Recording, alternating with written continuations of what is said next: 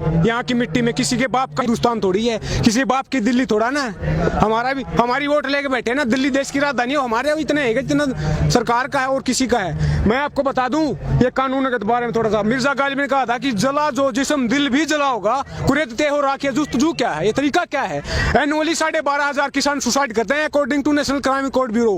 1995 से 2015 तक 3 लाख किसानों ने सुसाइड की है। तो ये राख कुरेद रहे हैं, सुसाइड कर चुका है वो, कि राख में कुछ ना बचाओ जी मास, ये बेचने जा रहे हैं। मैं कानून के बारे में थोड़ा शॉर्ट में बता दूं। पहला कानून क्या बोलता है? एपीएमसी से बाहर किसान अपनी फसलों को बेच सकता है। इस देश में 85% किसान ऐसे हैं जिसके 5 एकड़ से कम जमीनें हैं, 70% किसान ऐसे हैं जिसके 2 एकड़ से कम जमीन है। बोला कि प्राइस डिस्कवरी होगी, इंटरस्टेट मूवमेंट हो सकता है। आप मुझे बताओ, 2 एकड़ वाला अपनी ट्राली भर कर रहना पंजाब यूपी से तमिलनाडु केरला बेचने जाएगा या लंदन अमेरिका बेचने जाएगा? कौन सा लॉजिक है ये? कौन सी रैशनैलिटी है? कितना ट्रांसपोर्ट कॉस्ट होगा उसका? दूसरा कानून कॉन्ट्रैक्ट फार्मिंग के बारे में बोलता है। उसके एक सेक्शन में लिखा है क्वालिटी, ग्रेड एंड स्टैंडर्ड। समझ रहे हो बात को? पहले बोला जाएगा कि चावल इतना मोटा होगा, इतना पतला होगा, ऐसा कलर होगा। समझ रहे हो? खुला आसमान है, उसके नीचे फसल पैदा होती है। बाढ़, पानी, सूखा, आंधी, तूफान सब कुछ उसको असर करता है। अब मशीन तोड़ा ना कि मशीन में से निकला बिना डिफेक्ट के निकल आएगी। ये तो वही बात होगी, सरकार बोल रही कि पानी वाला जहाज उड़ेगा, हम बोल रहे हैं सर वो तैरता है, बोला नहीं उड़ेगा, वो उड़ रहा है ना पानी वाला जहाज। ये मर रहे हैं किसान, ये बकवास कर रहे हैं। तीसरा कानून क्या बोलता है कि एसेंशियल कमोडिटी एक्ट 1955 में नेहरू जी ने पास किया था, स्टॉक लिमिट लगाई थी। आज उसको स्टॉक लिमिट हटा दी है और बोला क्या है, किसान होल्ड करेगा। किसान के बारे में किसी ने कहा कि छत टपकती है उस किसान की, लेकिन फिर भी वो बारिश की दुआ करता है। उसके सिर पे छत नहीं है, फसल के लिए कहां से लाएगा छत? कौन सा लॉजिक है ये? है कोई रैशनैलिटी? बकवास कर रहे हैं, जमीनें बेचने जा रहे हैं। मैं हरियाणा से हूँ, वहाँ पे सोयल का मुद्दा उठाते हैं। आप ये बताओ, हमारे पास जमीनें नहीं रहेंगे, पानी में डूब के मरना है क्या? पानी किसके लिए चाहिए? जमीन के लिए, खेती के लिए। आतंकवादी खालिस्तानी बोलते हैं। अगर हम आतंकवादी हैं तो आप हमारे बीच में ऐसे घूम सकते हो आतंकवादियों के बीच में? 70% देश की पॉपुलेशन एग्रीकल्चर पे डिपेंड करती है, तो 70% तो वैसे आतंकवादी हो गए। तो देशभक्त कौन है? आतंकवादी बताऊं मैं कौन है? साधु प्रज्ञा ठाकुर, जिसने 2008 में मालेगांव ब्लास्ट केस हुआ था, उसकी मेन एक्यूज्ड है। आतंकवाद के चार्ज हैं, वो पार्लियामेंट में बैठी है। समझ रहे हो? गोड से जिंदाबाद के नारे बताए, हमें आतंकवादी बोल रहे हैं। आतंकवादी, एक बात और बोल दूं मैं, आतंकवादी अगर हमें बोल रहे हैं तो 60 के डिकेड से पहले इंडिया फूड सिक्योरिटी में इंडिपेंडेंट नहीं था, भूखे मरते थे हम। 62 में चाइना से वार हार गए, 64 में फैमान आया, लाखों लोग मरे भूख से। जवान भी आ रहा था, किसान भी आ रहा था। लाल बहादुर शास्त्री जी ने नारा दिया, जय जवान जय किसान। 65 में ग्रीन रेवोल्यूशन आया। आज जो बफर स्टॉक के 9 में, इतनी मेहनत से हमने जमीन को सींचा था, बफर स्टॉक के 9 में खाने के लिए कम से कम होना चाहिए 40 मिलियन टन के, वो दुगना हो चुका है आतंकवादियों की वजह से।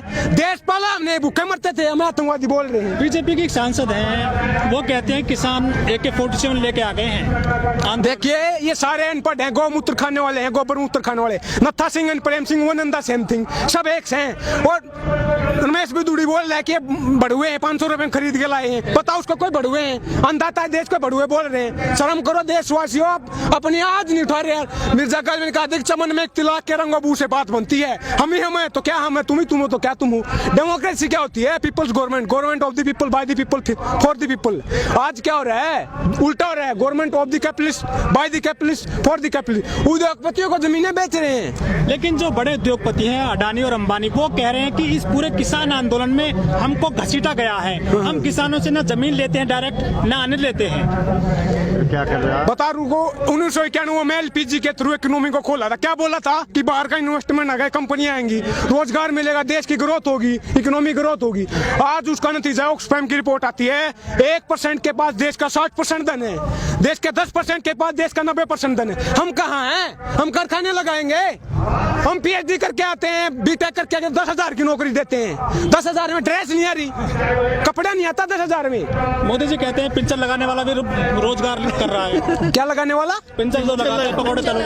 हाँ, आत्मनिर्भर बना रहे ना, फिर ताली ताली बजवा रहे हैं। एक ही थाली के बैंगन है, बकवास कर रहे हैं। पार्लियामेंट में 43% क्रिमिनल बैठे हैं। ADR की रिपोर्ट बताती है, association for democratic reform. Kuldeep Sengar rapist, Chinmayanand rapist, साधु प्रज्ञा आतंकवादी, वैसे बैठे हैं पार्लियामेंट में। कानून बना रहे हैं हमारा, अपराधी हमारा कानून बनाएंगे तो ऐसे बनेगा। कानून मर रहे हैं ना लोग। गुरु आसाराम तो आप ही हो ना उन लोगों को। किसको? तो पे चुन लिया उस टाइम पे, पता थोड़ा ना था भाई क्या ये ऐसा करेंगे। दूसरी बात, सुनने वाली बात वो आपको गलत लगेगा, लेकिन हमारे देश में एजुकेशन इतनी ज्यादा है कि जैसे इलेक्शन आएगा कोई हिंदू बन जाएगा, कोई मुसलमान बन जाएगा, कोई ब्राह्मण बन जाएगा, कोई जाट, कोई गुर्जर, कोई दलित, ये जाति पाति के आधार पे वोट देते हैं। शर्म करो आप, शर्म की बात है ये, एजुकेशन नहीं है। इलेक्शन आएगा तब भी इनके साथ मिलेंगे। भगत हैं चिंटू पप्पू पिट्ठू बन के बैठे भाई साहब, ये समझने की बात है। डेमोक्रेसी क्या होती है? डायलॉग, डिबेट एंड डिसेंट, एसएमटी ही डेमोक्रेसी है, यूज करो उसका। तो चुनाव जो होता है क्या विकास को भूल जाते हैं या फिर जातिवादी को लेकर चुनाव? मैंने बोला ना, वही तो हो रहा है, जाति के आधार पे टिकट देंगे, फिर क्या बोलते हैं कि भाई ये जाट नेता है, ये उत्थान करेगा मेरा।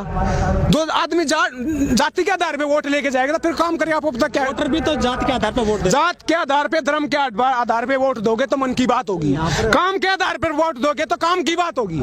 समझ रहे हो? डिवाइड एंड रूल पे बोलना चाहूंगा मैं कुछ। किसी ने, अंग्रेजों ने डिवाइड एंड रूल किया था, ये भी वही कर रहे हैं, हिंदू मुसलमान मंदिर मस्जिद करके, कि बांट दिया इस धरती को। क्या चांद सितारों का होगा? नदियों के कुछ नाम लिखे, बहती धारों का क्या होगा? शिव की गंगा भी पानी, यहाँ पे जमजम भी पानी है, मुल्ला भी पिए, पंडित भी पिए, पानी का मतलब क्या होगा? उन फिरका परस्तों से पूछो क्या सूरज अलग बनाओगे? एक ही हमेशा से सबकी क्या हो भी नहीं बनाओगे? नस्लों का जो करे बंटवारा, नस्लों का जो करे बंटवारा, रहबर काम का ढोंगी है। क्या खुदा ने मंदिर तोड़ी थी यार? राम ने मस्जिद तोड़ी है। अगर स्टेट मंदिर बनवाएगा तो स्कूल, कॉलेज, यूनिवर्सिटी, हॉस्पिटल, सड़कें, बिजली, पानी ये कौन करवाएगा? इस देश में पहले भी मंदिर बने, सरकारों ने बनवाए हैं क्या? ये आर्टिकल 25 हमारे संविधान का बोलता है कि right to freedom to profess, propagate and practise any और not any religion of your choice. धर्म हमारा पर्सनल मैटर है, हमारा फेथ है। अपने आप चंदा इकट्ठा करके मंदिर बनवाएंगे, सरकार मंदिर बनवाएगी। स्टेट का कोई रिलीजन है क्या? तो सबसे पहले तो चंदा राष्ट्रपति जी ने दिया है, तो राष्ट्रपति क्या हमारा ही है? कौन हो? किसान है क्या हो? नहीं, हमसे बीच से गया क्या हो? कैसे राष्ट्रपति चुना जाता सबको पता है, सब उनका है। वो तो एक रबर स्टैंप है, सब रबर स्टैंप उठा के लगा दी। आप मुझे बता दो एक भी कानून पे जिसमें राष्ट्रपति ने डिसेंट का भी यूज किया हो, अड़े हो कि नहीं गलत है, ये सारे कानून पे मोहर लगा देते हैं। पिट्ठू होते हैं सरकारों के राष्ट्रपति, देश का पहला नागरिक। गलत बोल रहा हूँ लेकिन पिट्ठू है भाई, पिट्ठू हैं। तो क्या आपको लग रहा है जनता को भी सुधरना चाहिए था? सुधरेगी कैसे? मेजी रेस्टोरेशन आया था 1860 के दशक में जापान में। छोटा सा देश है, खेती के लिए जमीन नहीं है, टापुओं का देश, आइलैंड पे बसा हुआ है। मेजी रेस्टोरेशन आया था, उससे इंडस्ट्रियलाइजेशन हुआ। देश को इतना पढ़ाई लिखाई, ह्यूमन डेवलपमेंट, एजुकेशन, हेल्थ पे इतना खर्चा किया कि छोटा सा देश है। ये जितने है ना दादागिरी के घूम रहे हैं, वर्ल्ड पावर बन के, घुमा के मारा था, घुमा के भगा। यूएस को पीटा, पर्ल हार्बर पे अटैक किया, चाइना को हराया, रशिया को हराया, सारे देशों को घुमागा। छोटा सा देश है। ऐसे ही आज इजराइल पूरे मुस्लिम राष्ट्र, 60 मुस्लिम देश हैं, भगा के मारता है। ये लड़ाई की बात नहीं है, रिवेंज की बात नहीं है, रिफॉर्म की बात है, ये रिवॉल्यूशनरी थिंकिंग की बात है, क्रांतिकारी की बात है। भगत सिंह ने जो वो फांसी हो रही थी ना, उनके वकील ने आके पूछा था आप देश को क्या संदेश देना चाहोगे? उन्होंने कहा था कि साम्राज्यवाद मुर्दाबाद, इनकलाब जिंदाबाद। आज मैं बोल रहा हूँ कि पूंजीवाद मुर्दाबाद, इनकलाब जिंदाबाद। मैं क्या बोल रहा हूँ? आप काम की बात कर लो यार, मन की बात क्यों करते हो? काम की बात क्यों नहीं करते? खेती किसानी की बात क्यों नहीं करते? रोजी रोटी, कपड़ा, मकान, शिक्षा, स्वास्थ्य, बिजली, पानी, सड़कें, इसकी बात क्यों नहीं करते? आप खामी बता रहे हैं सरकार की, लेकिन जो रामदेव जी वो कहते हैं कि मोदी जी के अलावा कोई दूसरा विकल्प नहीं है देश में। अरे सलवारी बाबा, लाला बाबा, क्या बात कर रहे हो? जो सलवार सूट पहन के भाग गया वो हमारी बात करेगा? अरे बिजनेसमैन है।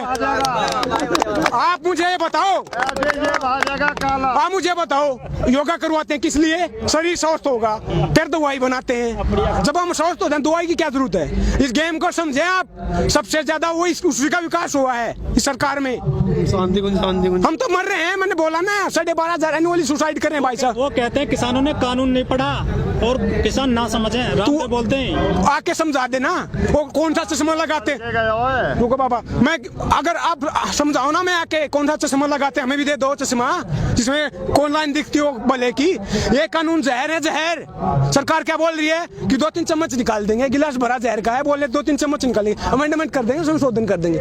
आप मुझे बताओ, एक चम्मच हो, एक गिलास हो, एक बाल्टी हो, एक चुटकी हो, जहर तो जहर होता है, खाते ही डेथ होती है। ये डेथ वारंट है। लेकिन सरकार कह रही है किसानों को अच्छे दिन आएंगे, इस कानून से लागत का 1.5 गुना मिलेगा, 2 गुनी हो जाएगी 2022 तक। अच्छा, एपीएमसी में खामियां बताई हैं। एक 2016 में, थोड़ा डिटेल में बताऊंगा मैं, 2016 में ई नाम की वो लेके आए थे policy, electronic national agriculture market, उसमें क्या बोला था 2022 तक दुगनी हो जाएगी, आज कितनी है? वो नेशनल मार्केट होगा, वो कहाँ गई पॉलिसी? वो फेल क्यों हुई? क्या कारण रहा? दूसरी बात, एपीएमसी अगर ट्रेड को डिस्पोर्ट करती है तो फिर केवल 6% किसानों को एमएसपी मिलता है, तो 94% तो वैसे आजाद हैं, उनका उत्थान क्यों नहीं हुआ? मैं बता दूं आपको, 2-4 डॉक्टर हैं, जैसे डॉक्टर दवाई देता है ना, हम खाते हैं, उस डॉक्टर का नाम है WTO, वर्ल्ड बैंक और IMF, जो वो लिख के देते हैं वही लगा चेप देते हैं, अपना तो दिमाग यूज नहीं कर रहे, गोबर मूत्र खा रहे हैं साले, समझ रहे हो? USA में एक किसान को 45 लाख रुपए सब्सिडी दी जाती है, लेकिन वो लोग कहते हैं कि मोदी जी का डंका बज रहा पूरे वर्ल्ड में। बज रहा है, अपने देश में तो बजाओ पहले, डंका किस चीज का बजता है? 19 करोड़ लोग भूखे सो रहे हैं, ग्लोबल हंगर इंडेक्स की रिपोर्ट आती है, 94वें नंबर पर है इंडिया, पाकिस्तान, बांग्लादेश और अफगानिस्तान से पीछे, आतंकवादी देशों से पीछे, ये डंका है क्या?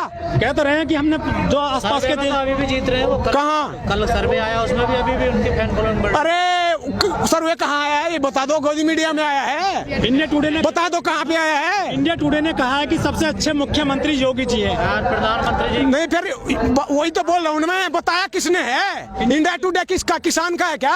हमारी बात करता है क्या वो? पिट्ठू बन के बैठे हैं, चिंटू है, चाटुकार है, वो पत्रकार नहीं है, सरकार की बात करते हैं, हमारी एक बंडल पे बिक जाते हैं यार, 2 रुपए की कौड़ी की औकात नहीं, हमारी बात करेंगे वो।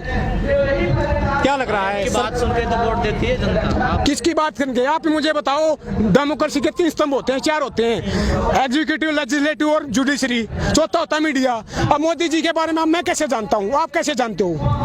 मेरी बुआ का लड़का है क्या? आपकी बुआ का लड़का है? मीडिया ने बताया ना, उनकी थाली लेकर उतारी, दिन रात भगवान बनाया, बना के नहीं बनाया, भगवान ने बनाया ना, तो मीडिया वाले जिसको चाहे चढ़ा सकते हैं, आपको ही चढ़ा सकते हैं, मुझे भी चढ़ा सकते हैं। तो मीडिया सही काम नहीं कर रहा क्या?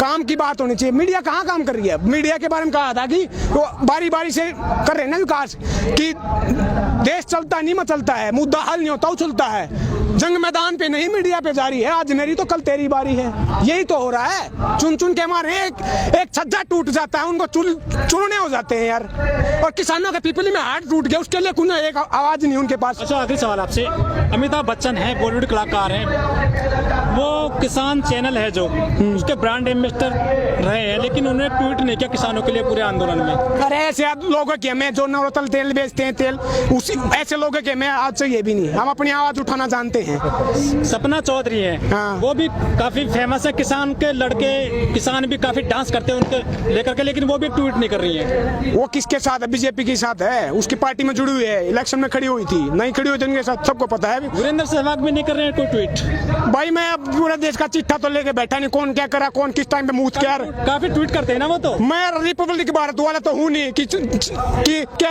कुछ टाइम पे छींक मारी, वो वही लेके घूमते ना, रिया ने छींक मारी, ब्रेकिंग न्यूज जोर से मारी, समझ रहे हो? मैं रिपब्लिक भारत से हूँ नहीं भाई, समझ रहे हो? बात क्या है कि काम की बात होनी चाहिए, खेती किसानी की बात है, लेकिन मैं शाम तक बोल सकता हूँ, क्योंकि किताब उठा रखी। भगत सिंह ने कहा था कि इनकलाब ने तो बम से आता है, न पिस्तौल से आता है, इनकलाब आता विचारों से, नॉलेज से, किताब से। ये किताब बोल रही है, ये बकवास नहीं बोल रही, गोबर मूत्र नहीं बोल रहा। तो मैं अपनी बात को खत्म करना चाहूंगा। भगत सिंह की कौम है ये, भगत सिंह के बगैर हम खत्म नहीं कर सकते। पीयूष मिश्रा जी ने कहा था कि वो काम भला का काम हुआ जिसमें चंद्रशेखर आजाद न हो, वो इसके भला का इसको जिसमें भगत सिंह की याद न हो, भगत सिंह की याद न हो, और हमको बात को खत्म कर दे, ऐसा नहीं हो सकता। भगत सिंह ने कहा था कि लिख रहा हूँ अंजाम जिसका कल आगाज आएगा, मेरे खून का एक कतरा इंकलाब आएगा। जोर से बोल रहे हैं, क्योंकि उसी भगत सिंह ने कहा था कि गूंगे बहरों को सुनाने के लिए धमाका जरूरी होता है, और ये आवाज धमाका है, पार्लियामेंट तक आवाज देनी चाहिए। गूंगे बहरे हो, इंकलाब, इंकलाब।